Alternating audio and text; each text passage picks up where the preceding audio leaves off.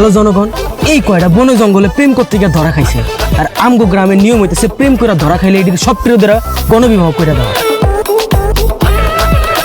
বিয়ে কি মগের মূল্য নাকি? হ্যাঁ, যে যাত্রার সাথে ধরে বিয়ে দিয়ে দিবেন। আর আমার বাবা যদি জানতে পারে না, সবগুলোকে ধরে পুলিশে দিবে। এই মেয়ে, এই পুলিশের ভয় দেখাও না? সিপাই সাপাই যখন ফষ্টি নষ্টি করো তখন মনে ছিল না? তোর কেমন বাপ? তোর বাপ কি তোর এই শিক্ষা দিচ্ছে? হ্যাঁ,